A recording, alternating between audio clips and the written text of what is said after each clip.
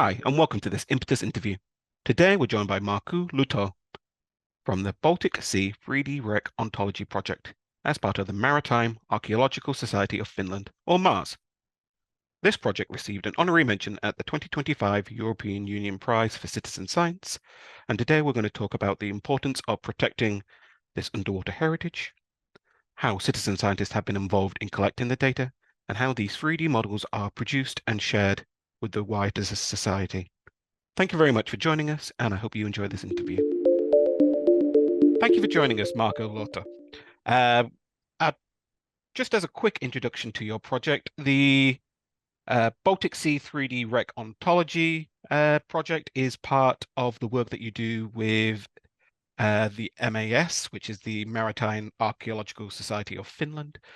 I'm just wondering if you could talk a little bit about the inception of both of these groups and how the 3D Baltic Sea projects came about, I suppose. Well, maritime archaeology is everywhere and always based on a lot of volunteer work. That comes from the fact that once you're underneath the water, you probably have 20 to 30 minutes of efficient working time. So you need quite a bunch of people to complete the full working day.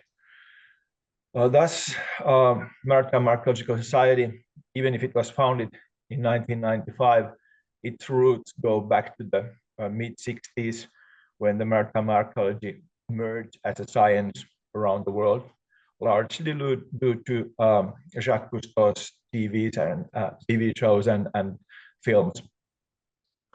And our predecessors were more or less working bodies for the National Heritage Agency or for the university. But in mid-90s, when the previous generations kind of retired, it was decided that a new society is needed, which has its own research strategy, so which will carry on beyond individuals or generations. Hence, the MAS was formed. And I was one of the founding members in the 1995, but then the family happened. I was gone for 15 years. But then when my children started diving, I came back and I was elected as the chairman about 6 years ago. During my time at university, we had already tried creating a Baltic-wide repository of wrecks so that we could study their typology wider than on just our home waters. But the internet back then was still earned stuff for computer science students. It was not widely adopted by humanists, so they were more or less one-off ad hoc projects that died away with the interested individuals. So when I became the chairman and I and our board defined our strategy, one of the key points was that finally we have all the enablers. We have the internet, we have the WhatsApps and other chats, so we can keep good connections with our peers in the Baltic Sea area. And we started working with the ontology.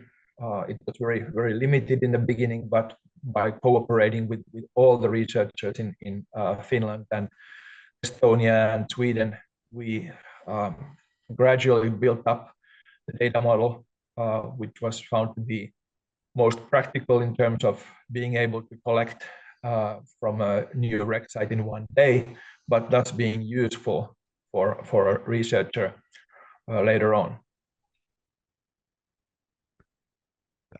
Could you talk a little bit more about the importance of maintaining this history, I suppose? I suppose with traditional archaeology, it already comes with some pinch points where it's hard to find, it's under the ground, yeah. But in the sea, obviously, it comes with a lot more different challenges, and these ocean currents move these wrecks around, or they are perhaps more, I don't know, perhaps they're safer under the water than they would be underground, or I don't know. Could you just talk a little bit more about the rationale behind producing these maps and the importance that this data has? Well, there is no simple answer, so it's yes and no to all your points. they are probably safer in the sense that there are less, or they're harder to reach. But the global warming, the warming of the seas, also deteriorates the wrecks faster. And one of the basic axioms that I like to say is that we lose cultural heritage information every day because the wood gets eaten out, sometimes literally by Terra navalis worm, which lives in salty water. Thus, we don't have many wooden shipwrecks in the Atlantic or in the Pacific. They are typical to Black Sea, Dead Sea, Baltic Sea, with low salinity where the Terra navalis does not live. And thus, since we are losing those shipwrecks, we need to record them as soon as we can, create something, the so-called digital twin. And we already have about 200 digital twins of shipwrecks in the Gulf of Finland area. And nowadays, maritime archaeologists don't get wet by diving them themselves. They first dive virtually on our 3D models, of which probably the very latest, the most famous one right now is Falken wreck that a Swedish maritime archaeologist, Niklas Eriksson, virtually found from our repository, and virtually dived on it and realized that this matches historical records of being the little sister of Vasa ship, the very famous one in the Stockholm Museum. Mm-hmm. So it sounds like there's lots of moving parts and lots of people involved when it comes to locating these wrecks, scanning them, I suppose, with some 3D equipment, and then producing these models, I suppose. The project works together with academics and researchers and governmental organizations, but as you say, it's 100% volunteer based, if that's correct. I'm just wondering if you could talk us through a little bit about how these volunteers are integrated into the project work and the roles they play in producing this data and sharing it with the wider academic world. Yes, that clearly has changed even during the last decade, and I think it's part of the global bureaucratization of things.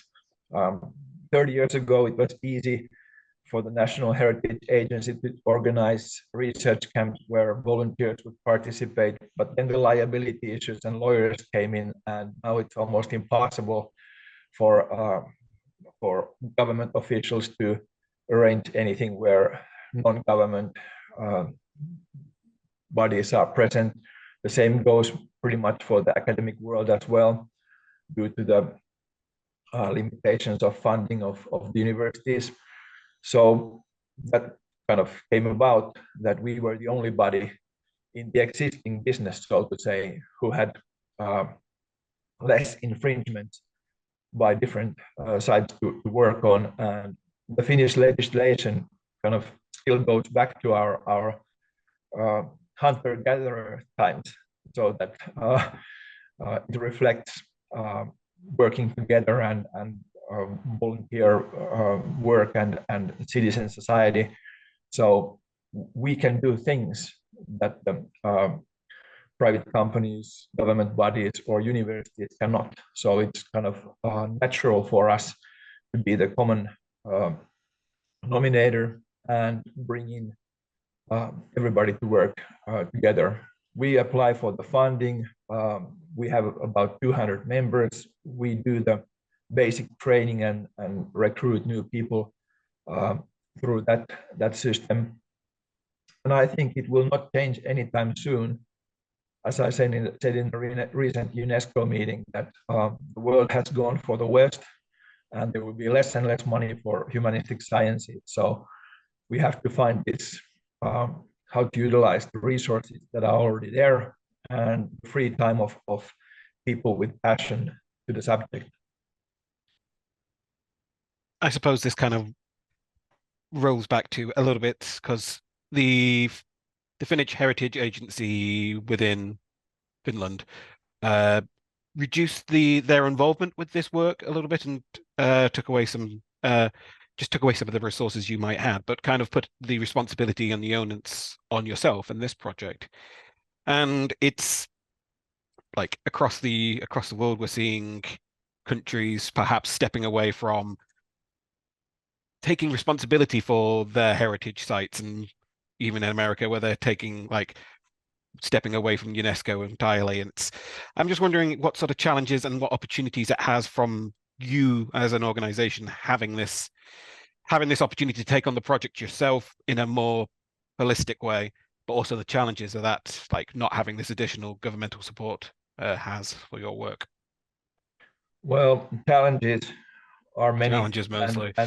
that's the core of not only our society, but um, all around the Western world.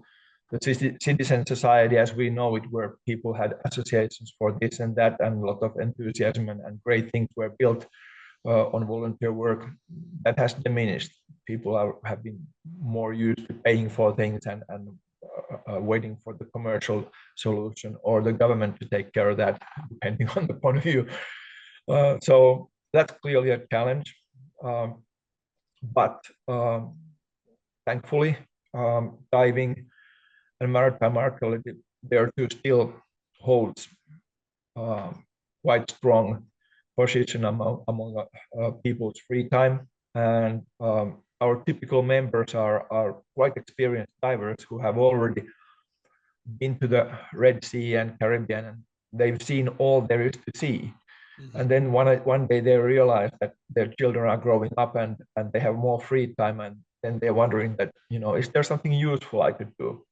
And then if we are lucky, they catch our courses and join our work. And as our British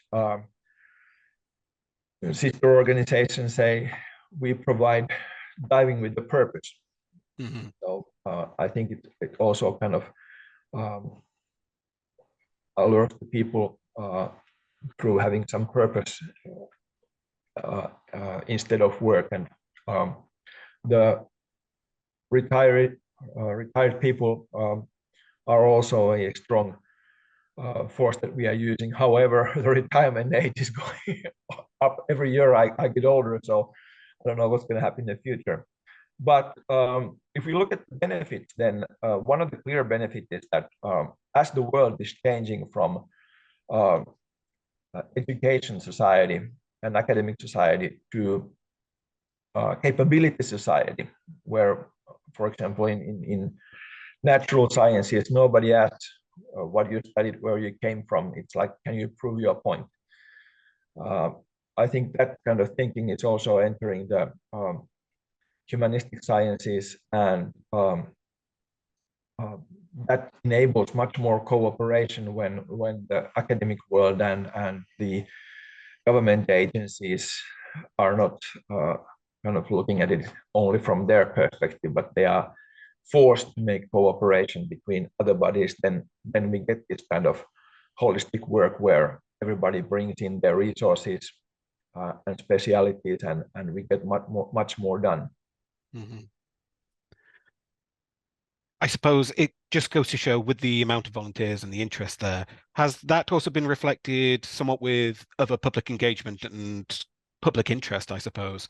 From a personal example, I know that there's been a bit of an uproar near where I live in Bristol, because we're quite close relatively close anyway, to uh, Stonehenge, and a lot of the government planned work has been threatening kind of Stonehenge, and UNESCO has kind of threatened to take away its heritage status from the site if we don't look after it. And there's been a bit of an outcry from locals, at least. I'm just wondering if there has been similar kind of peak in public interest with the work that you're doing, and if you've managed to kind of uh, leverage this public engagement a little bit. Unfortunately not. One kind of a basic truth in this business is that it peaked in the 1960s when Vasa ship was raised in Sweden. That was a huge thing for the Scandinavia. And I think it's still the only museum in the whole Northern Europe that produces profit. So Mm-hmm. it's a big thing.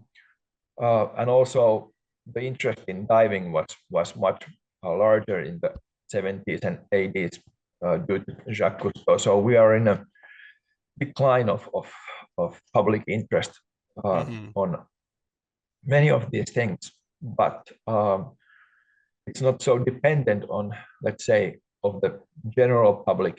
It's dependent on people who are willing to contribute.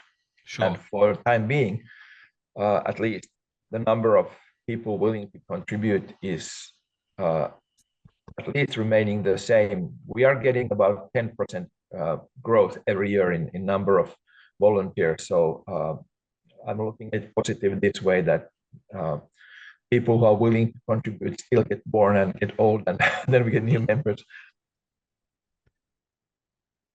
Can we talk a little bit more about the process of kind of how you find these wrecks and how you do the scans? So I imagine there's kind of a mix of like historical data, like some like office-based kind of desk work, and then going out with sonars and then sending down either robotics or people with cameras. I'm just wondering if you could talk a little bit more about the process. Yes, we basically don't look for new wrecks. There are more than 2,500 wreck sites known in Finland.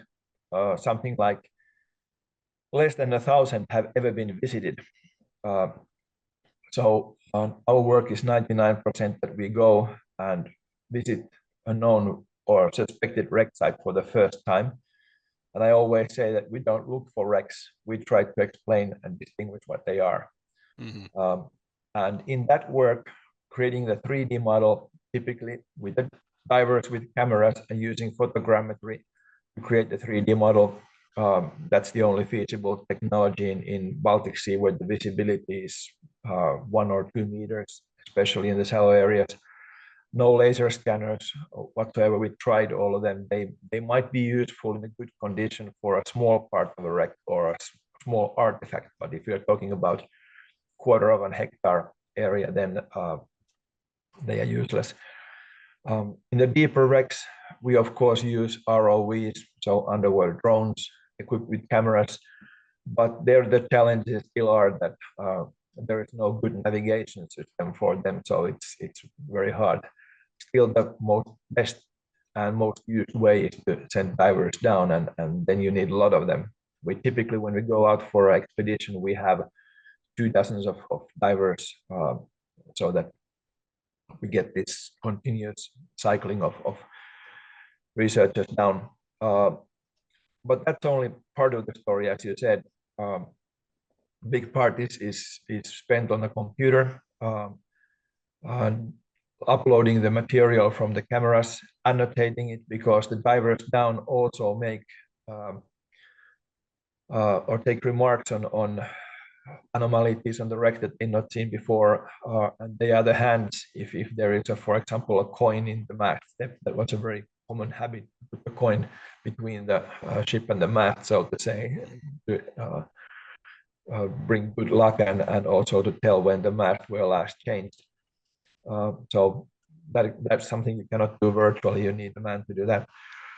But then we have other people who are also interested in working with the models, creating the best possible 3D model, which is typically 100 times or even 1,000 times more accurate than what we can currently display in the internet. The internet models are typically 200 to 500 megabytes when the original models are gigabytes. So that's something for the future, that when technology develops, then the 3D models based on our material become better and better for virtual diving. We also take the small dating sample for radiocarbon dating, so we get at least the rough age of the wood material used in the shipwrecks. And thus, in the end, we come up with this digital twin, so we know what is there, how old it is, what kind of artifacts or features it has, so that researchers around the world who have different interests can then look for such wreck sites that fit into their research question.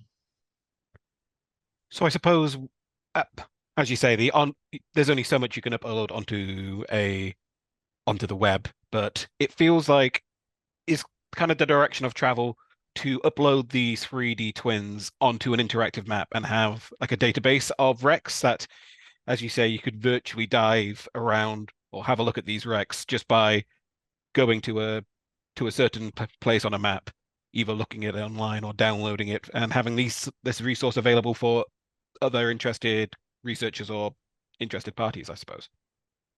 Yes, that's our main work. We call our research horizontal basic research, but creating an ontology of almost every science's research questions is, and also that we don't have that many professional maritime archaeologists or academics in our society. They are with the one hand. So I think that doing the most urgent work, recording the wreck sites, creating the digital twins of everything that we can, so that it will be preserved. And it's very urgent. Some of the wreck sites that we inspected or worked on in the early 90s, they have totally disappeared.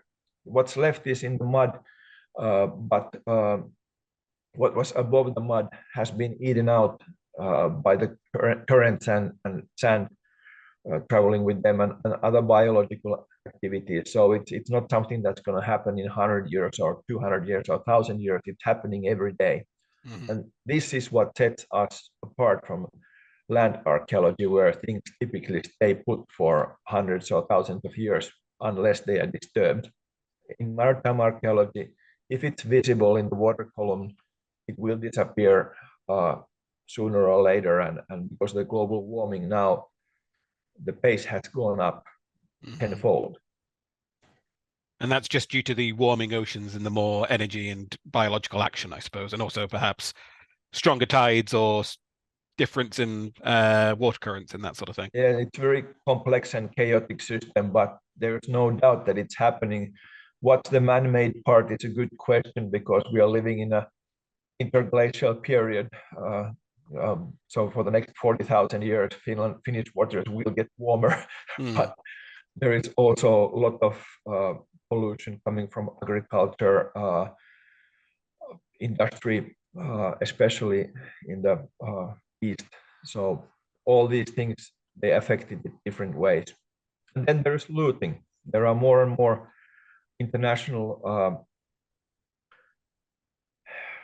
I don't know the right word, but people who work for the money for the ultra rich and go and destroy our underwater heritage, typically by stealing all the valuables, but more and more also stealing iron that was under the water when the first nuclear explosions happened, because you need that kind of iron for some really accurate physical measurement devices. And thus even newer wrecks from the 1910s or 20s or 30s are under threat as well. And really, again, not promoting piracy, but very interesting to even know that, like, yeah, this modern day somewhat plundering of these wrecks are even for like scientific materials and that sort of thing for making measurements. And I just never really thought of it that way. But it just goes to show there's a bit of a race against time for you. As you said, you're not really focusing on the newer wrecks. It's mostly the older ones and the ones that have been in there for perhaps hundreds of years.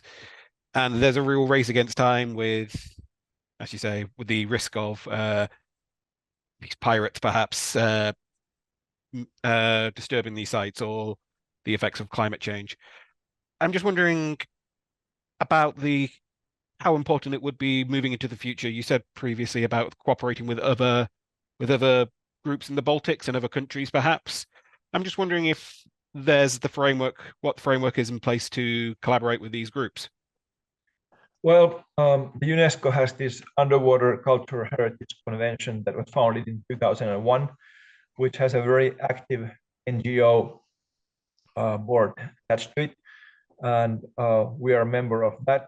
And we have something called ICWA, World Conference of Maritime Archaeologists. We call it the Olympics of Maritime Archaeologists because they get together once in 4 years. The next one will be in October in the Netherlands, and I'm chairing with my colleague from Nautical Archaeology Society in UK a session there where we try to bring together the underwater archaeology NGOs around the world to cooperate more and kind of share the lessons learned. The MAS Finland was lucky to have philanthropes and other resources and funding to get kind of the first round done. So we have enough experience from those 200 wrecks that we can say that the data model for the ontology is viable and from different aspects. And now we just need to recruit our sister societies around the Baltic to work on the same. And through UNESCO, we hope that it will reach international audience and maybe some people from the Atlantic or Pacific area get interested and copy our model and enhance it into their local conditions, because the same thing applies there. We only know the wrecks that are here, but of course most of the Finnish shipwrecks are elsewhere because they would know how to sail on their home waters, but not how to navigate through Cape Horn or something like that. So we've had some cases where Australian researchers contact us through a hint that this may be of Finnish origin, but we need much more of that. And then it would just be really interesting to see just this combined effort and making all these resources available for the wider community, but also for perhaps researchers and educators and perhaps even the general public. And yeah, just as a little bit of a side question, I don't know, what is your most interesting model or 3D model that you've scanned and created, do you think? What has been the most exciting find? Well, I'm the fan of older the better, because our written history here in the Finnish peninsula or islands nowadays, it begins very late. It starts in the 13th century and only becomes strong in the 14th or 15th century. So when we have Middle Age wrecks, they bring something from our prehistory, so to say.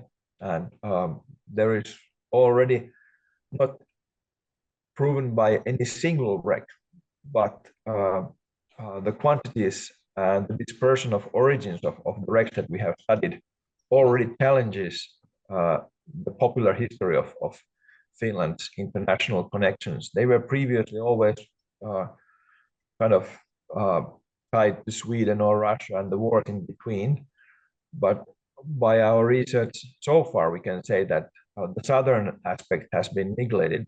There has been much more cooperation, interaction with the Teutonic Knights of the Baltic Sea, Baltic states across the Gulf of Finland, and thus we've been connected to the Proto-Germanic world of Western Europe much stronger and much earlier than previously thought.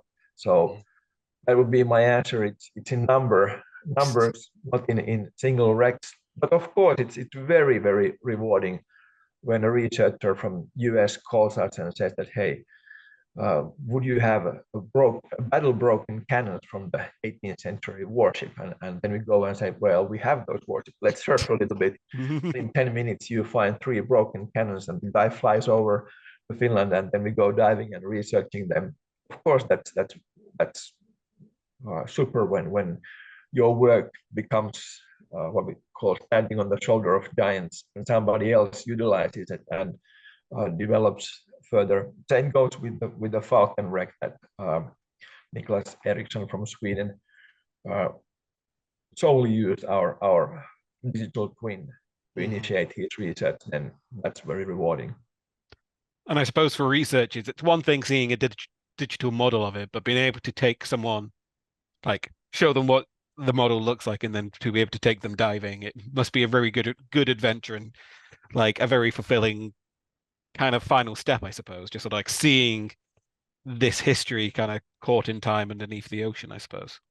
Yep, and we have a very good reason to be active on it because we cannot do all this by ourselves. We don't have enough people.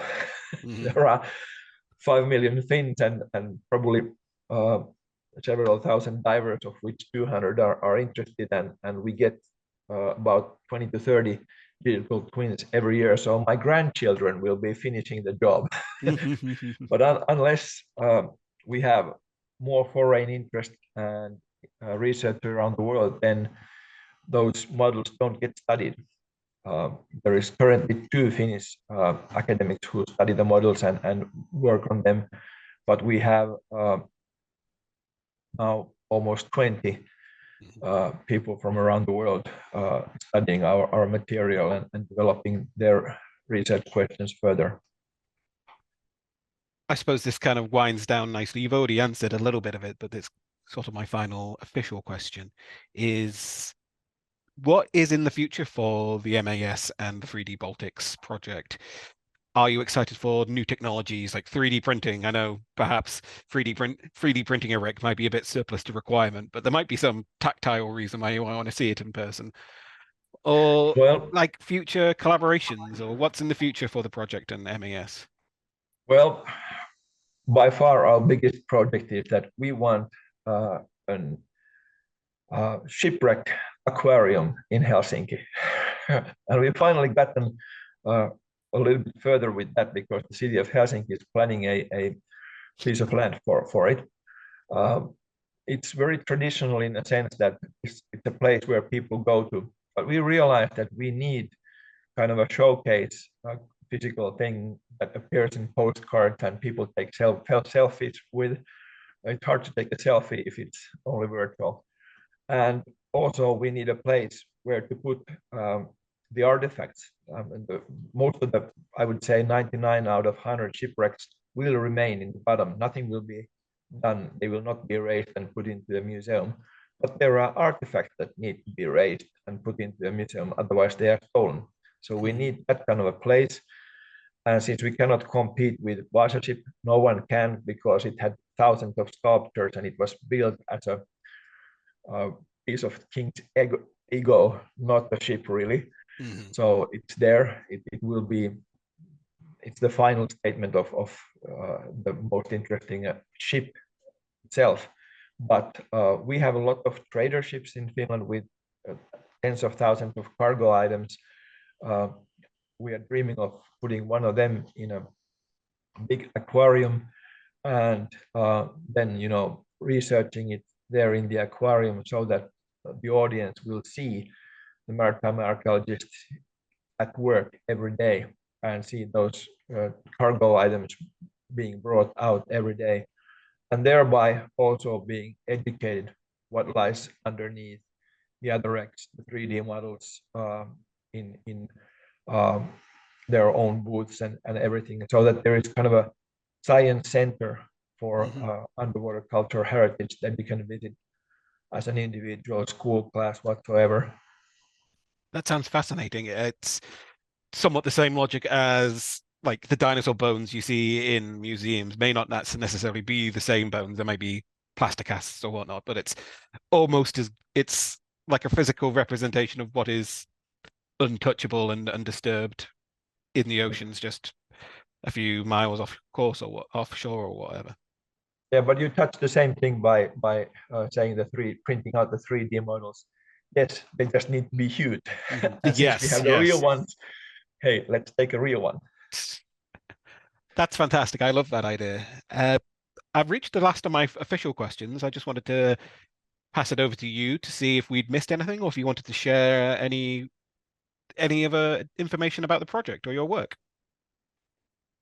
Oh, well, we are very happy that Impetus kind of screened us, that we were noticed because, like I hinted before, the citizen society is challenged and volunteer work, I believe, and citizen science there too is one of the ways forward to make this a better world. Mhm. This small wars and others are dealt with, because people need to be engaged with the society, and what's better than when you contribute, and if you contribute to science or art, then that's at least positive. You are not fighting a war or something. So I think this is very important and good idea. I had come across Impetus a few times before during my work life in EU programs and the programs that I've done, but really had a personal experience. So this was very rewarding and interesting, and let's see what the future brings. Yes, and it's been a real pleasure learning more about, for me especially, I get to talk to and speak and share so much great information from the citizen scientists that were involved both in the EU Prize and the Accelerator. So I just want to say thank you very much for joining us. It was a very interesting conversation. Yeah, thank you for the conversation. Okay, thank you. Bye for now.